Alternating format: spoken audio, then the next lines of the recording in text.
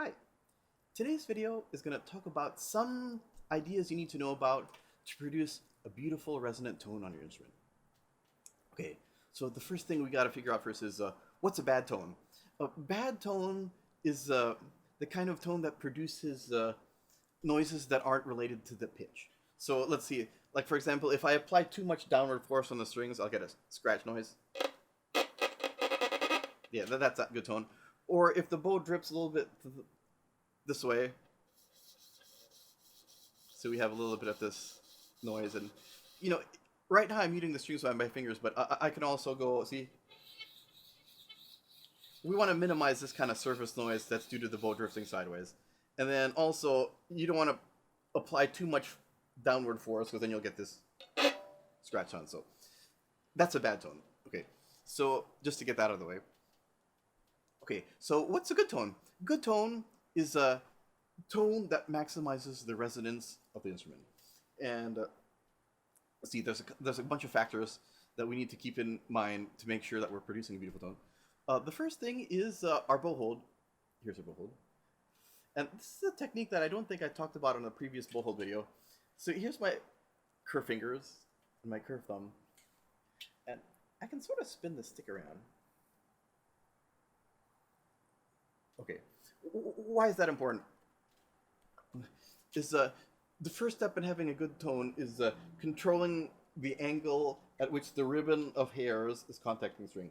So here I have the bow is standing up straight and tall perpendicular to the string. That's a good way to start to have a good tone. Although if you watch YouTube, a lot of the great players actually don't play this way. They lean the bow stick between 30 and 45 degrees away from themselves, so the bow stick's leaning that way. There are a lot of reasons for this, but it's beyond the scope of this video. But for now, just keep that in mind. Either you want the bow hairs lying flat on the string, or you want to have the bow with the stick leaning a little bit away from you. What not to do is have the stick leaning toward you. This is sort of a weak position in violin playing. There's only one technique that uses this position of the bow hair, and we'll talk about that in a later video. It's called the chop. Okay. So now let's try to make a sound on our instrument.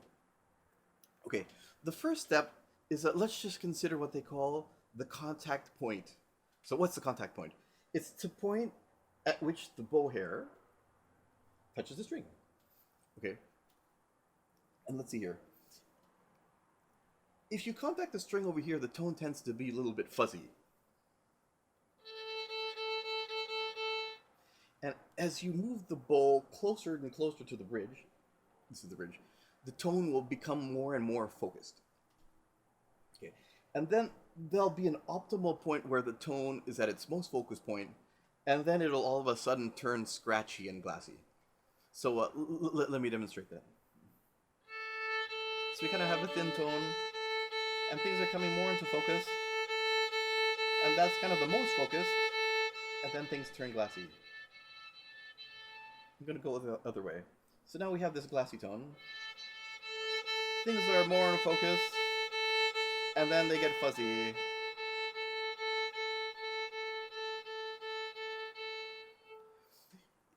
The point of maximum resonance is the point on the string just before the scratchy zone. So here's the scratchy zone. If you wanted to play a super strong piece, you would want to put your bow right before in that area of the string that's just before the scratchy zone, like right here. But say you wanted to play a gentle piece, you could do a variation of that and just push the bow over into the fuzzy zone. Okay, so that's the first factor to consider when you're doing your beautiful tone. Whether you want a fuzzy tone or if you want to be some degree of focused. And then there are some times when this glassy tone is used. The term for this glassy sound is ponticello, and you'll see that used in a lot of scary songs around Halloween time and other special, more modern pieces. Okay, so that's the first factor in tone. The second factor in tone is how much weight are you applying into the string? Okay, so if you don't press very much with the stick, you get a soft tone. And if you apply some more and more downward force here, the tone gets stronger and thicker.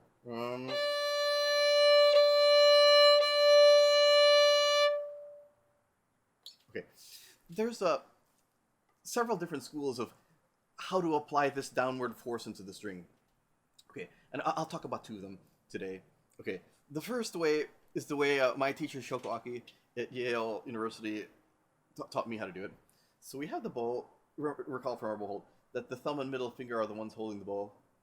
And then these other fingers are being used for steering and other things.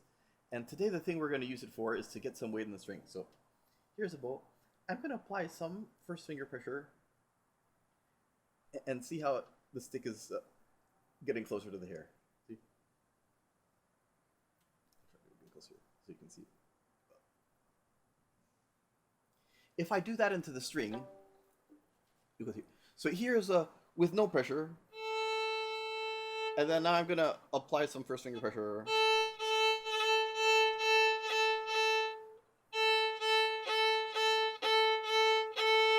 You see, I was sort of pulsing my finger this just to demonstrate that technique. So now I'm gonna pull one long down bow, and I'm gonna apply continuous pressure, and you'll see that'll have a nice strong tone.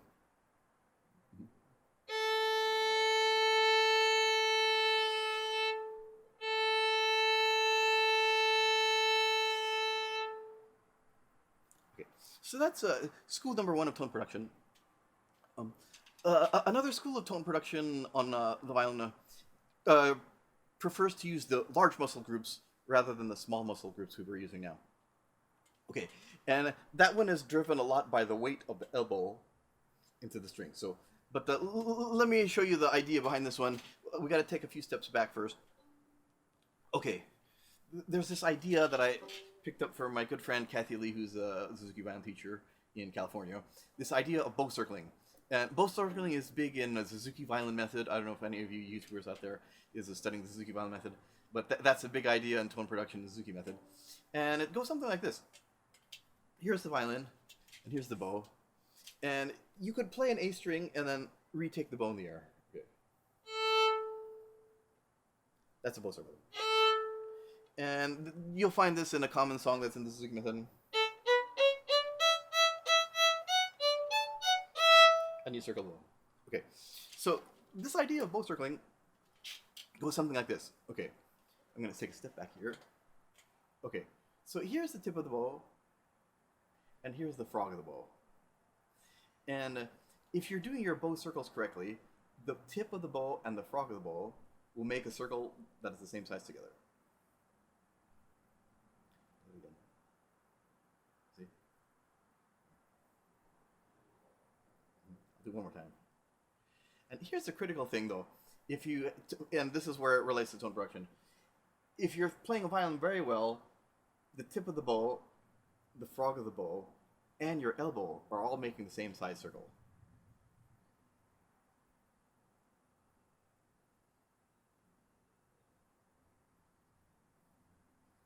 Okay, why is this important to tone production? So let me go a little bit deeper here. In the previous method, the trajectory of the bow across the string was basically straight across, and then to get the bow, apply the bow into the string, you apply force with first finger. So that was on our previous example.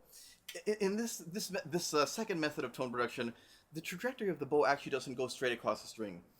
If you imagine, like, here's the string, the bow actually sinks into the string, and like this, in a U-shaped trajectory. And you want to use the tip, bow, and elbow together to create this U-shaped trajectory. So see how I'm drawing ovals in the air here? And I'm going to do the same thing on the string of on the violin. So you'll see. So there's the tip of the bow. You can see it there. The frog of the bow and elbow are all making this circle into the string.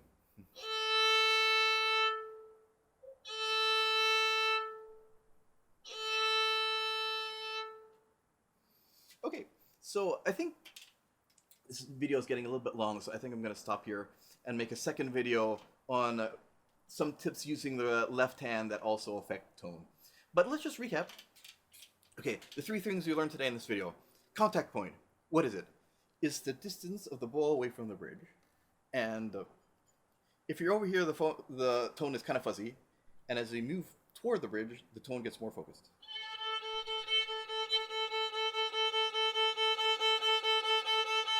And then it turns glassy.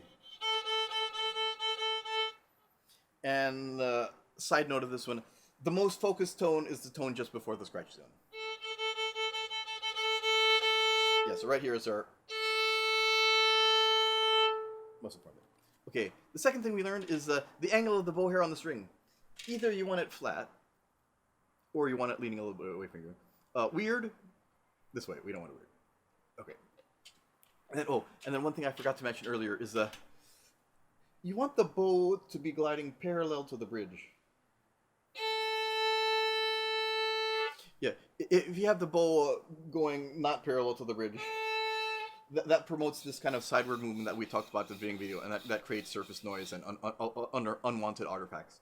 So, yeah, so we don't want that. That creates this all kind of artifacts. Okay, and then the last thing is the two methods of tone production is my teacher Shio Kawaki's parlando bow, the talking bow, where the bow trajectory is basically a straight line, and first finger is articulating the tone. Let's see. Yeah,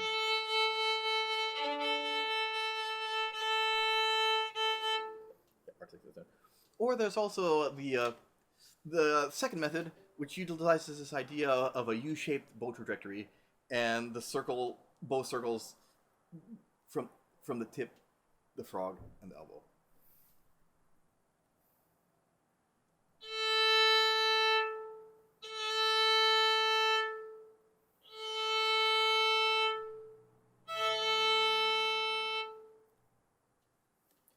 Thanks for listening. I'm going to make a second video that talks a little bit more about some factors in the left hand that also affects tone, and then we'll put this all together and try to play some beautiful notes together. See you in the next video.